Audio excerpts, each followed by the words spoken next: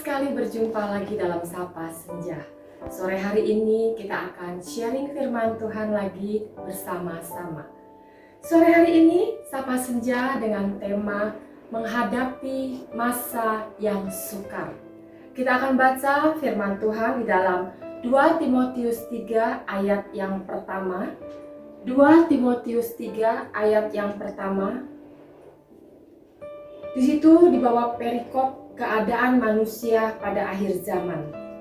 Ketahuilah bahwa pada hari-hari terakhir akan datang masa yang sukar.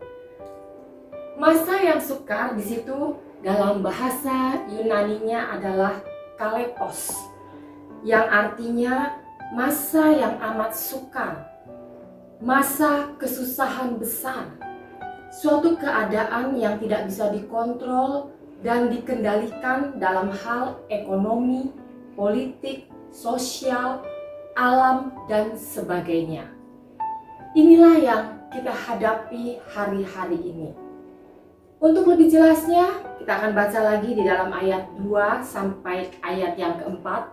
2 Timotius 3 ayat yang 2 sampai ayat yang keempat. Manusia akan mencintai dirinya sendiri dan menjadi hamba uang. Mereka akan membual dan menyombongkan diri. Mereka akan menjadi pemfitnah. Mereka akan berontak terhadap orang tua dan tidak tahu berterima kasih, tidak memperdulikan agama, tidak tahu mengasihi, tidak mau berdamai, suka menjelekkan orang, tidak dapat mengekang diri, garang, tidak suka yang baik, suka mengkhianat, tidak berpikir panjang, berlagak tahu, lebih menuruti hawa nafsu daripada menuruti Allah. Bukankah keadaan orang-orang di sekitar kita seperti ini sekarang ini? Itulah sebabnya sekarang ini kita sedang menghadapi masa yang sukar. Kita akan belajar apa yang harus kita lakukan dalam menghadapi masa yang sukar ini. Yang pertama yang harus kita lakukan adalah mengenal dan mendalami firman Tuhan dengan benar. 2 Timotius pasal 3 ayat yang ke-15. 2 Timotius 3 ayat yang ke-15 katakan, "Ingatlah juga bahwa dari kecil engkau sudah mengenal kitab suci yang dapat memberi hikmat kepadamu dan menuntun engkau kepada keselamatan oleh iman kepada Kristus Yesus." Jadi yang pertama yang harus kita lakukan dalam masa-masa sukar ini adalah mengenal dan mendalami firman Tuhan dengan benar. Ayo kita mau rajin, bukan hanya sekedar baca firman Tuhan, tapi mendalami firman Tuhan dengan sungguh-sungguh. Kita mau mengenal firman Tuhan dengan sungguh-sungguh. Karena ayat ini katakan ketika kita mengenal firman Tuhan itu akan memberikan kita hikmat. Firman Tuhan akan memberi kita pengertian sehingga kita tahu apa yang harus kita lakukan dalam masa sukar ini. Bagaimana kita harus bersikap dalam masa yang sukar ini. Apa jalan keluar yang harus kita pilih dalam masa-masa yang sukar ini. Di dalam Roma dikatakan bahwa Injil adalah kekuatan Allah yang menyelamatkan. Jadi mari kita mau mengenal dan mendalami firman Tuhan dengan benar. Kemudian yang kedua, apa yang harus kita lakukan dalam menghadapi masa yang sukar ini?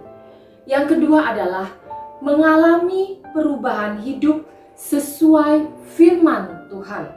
2 Timotius 3 ayat yang ke-16.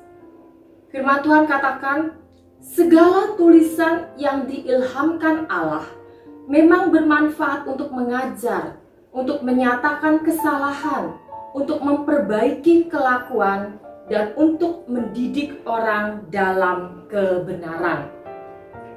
Kita sudah belajar bahwa kalau kita dalam penderitaan, kalau kita dalam kesusahan, itu karena dosa kita. Mari kita mau bertobat. Kalau kita dalam kesusahan karena memang kesalahan kita mau memperbaiki kelakuan. Karena di sini firman Tuhan katakan, firman Tuhan itu akan mengajar kita, menyatakan kesalahan kita. Dan kalau kita sudah tahu kita memang bersalah, kita mau memperbaiki kelakuan kita.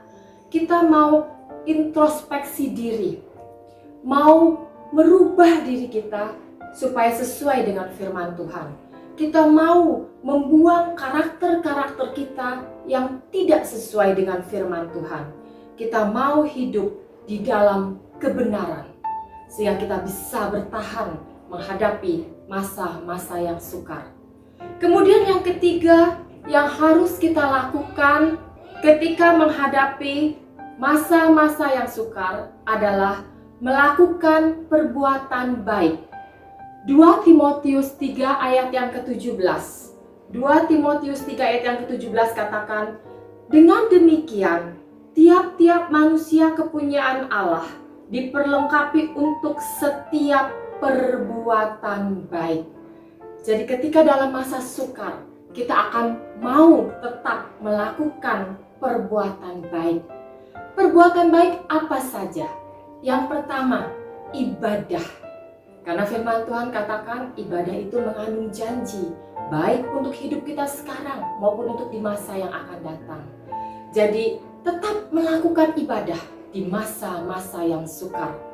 Kemudian yang kedua, perbuatan baik apa? Melayani. Karena ayat ini kalau di dalam versi bahasa Indonesia masa kini dikatakan demikian.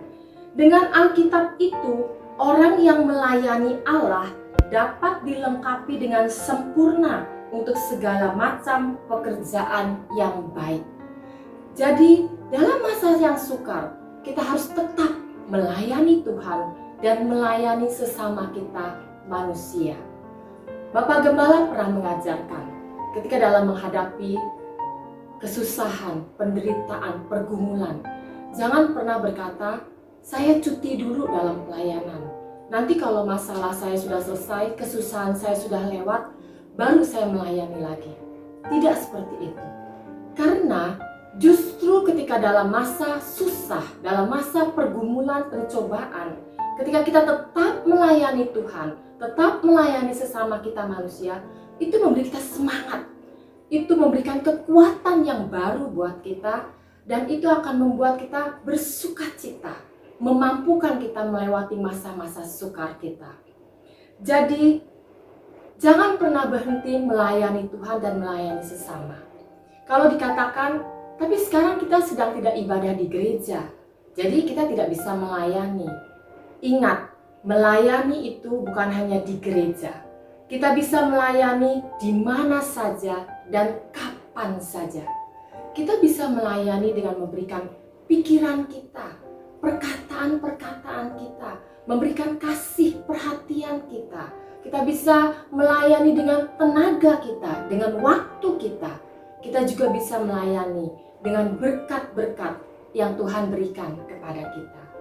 Jadi 3 hal ini yang harus kita lakukan ketika ada di dalam masa yang sukar.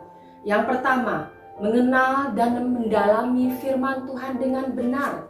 Yang kedua, mengalami perubahan hidup melalui firman Tuhan. Yang ketiga, melakukan perbuatan baik. Amin untuk firman Tuhan. Kita semua akan menang menghadapi masa yang sukar ini. Tuhan Yesus memberkati.